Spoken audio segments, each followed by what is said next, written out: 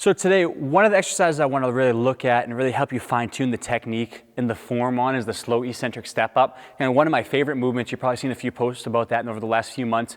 Recently I polled one of my groups and asked them what the hardest exercise within the program was, and it actually was this movement. So if I think today help you look at the key points of the movement, look at different ways to adjust and modify that to create more initial success, you can then make it more challenging week by week to get to the full movement and to see better, again, strength, stability, and just overall performance in the lower body. So the slow eccentric step up, what it is going to a bench, regular step up, all it is just going slower on the way down. But what you'll notice when you control the lowering is the position of the knee becomes a lot more challenging, right? So you come down, obviously imagine I'm facing you here, I'm gonna lower down and I'm going to come down, but not try to lose. The knee's going to want to come in, and then you'll feel like you'll fall to some degree. So you really have to point your work on reinforcing the position of the knee, which really comes to good stability in the foot and the hip. Okay? So if we don't have good stability there, you'll notice that you'll constantly go into this valgus position.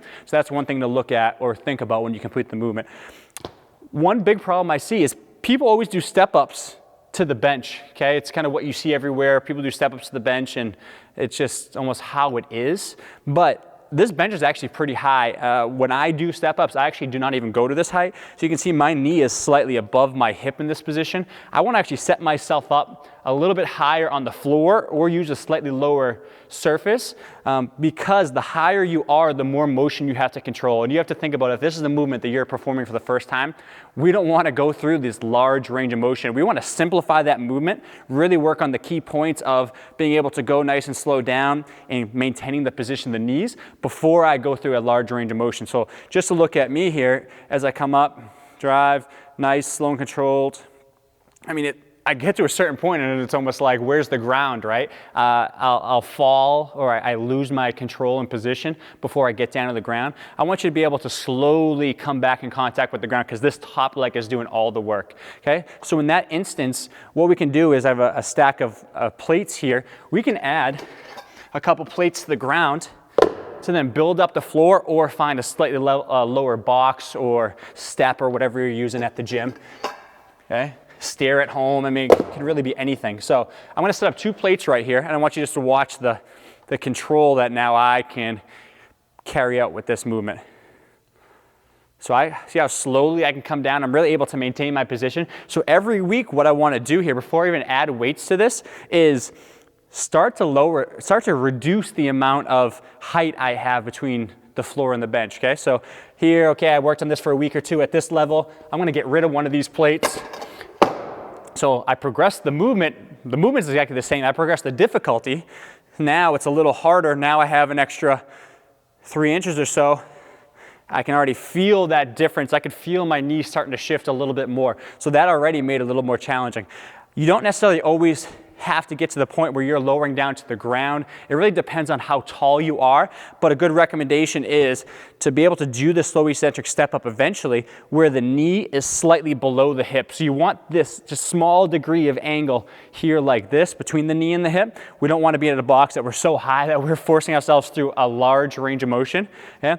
But if you're someone that still struggles with that, looking at the positioning of your upper body, your spine, your hips, everything is important because the taller you are, the quicker you're going to come down. Okay, the more upright, I guess, the more vertical spine.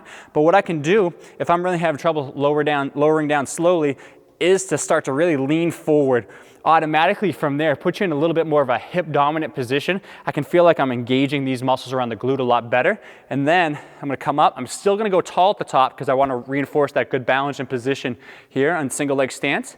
And then as you start to transition back down, you can see my body starting to lean forward. Again, we don't wanna be down here with a rounded spine, but we wanna be nice and tall through the back, lean forward, and then slowly step back and lower down. So that body position is so important in the slow eccentric step up. Usually when I see people falling down to the ground, if we just lean forward just a few degrees more, that usually cleans that up quite a bit. But if you're still having trouble then and there's still that fall down, you built up the floor a little bit, you're not doing as much of a movement, you're really trying to take your time, the lean really isn't doing it for you. Adding a dumbbell in front of the body is so valuable because now we're adding a counterbalance. We're trying to slowly sink back through the hips as we lower down, but if I add something in front of the body, it now makes it easier for me to balance the hips as I sit back, and already from there, I mean, drastic difference. So using a dumbbell would be something that would really supplement that movement if you have trouble slowly lowering down, and then really reinforcing that body position. So a couple things we worked on here: building up the floor, not making as big of a movement, adding a dumbbell, and then working on that forward lean forward. Again, depending on which one you need, I would try both to see which one works best for you. The goal eventually is to get away from some of these things and to perform it more unassisted with control.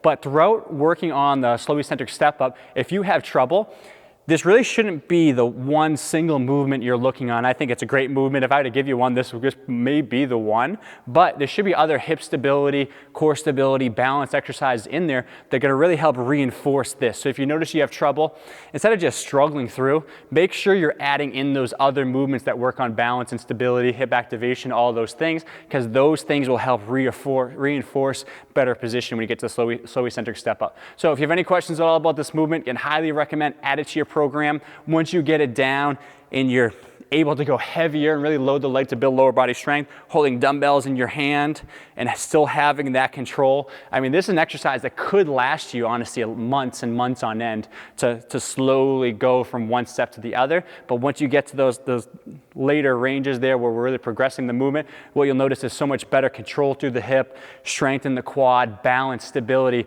really maximize a lot of these things that help from a performance standpoint. So any questions or comments, feel free to leave them below. I hope you're having a great day.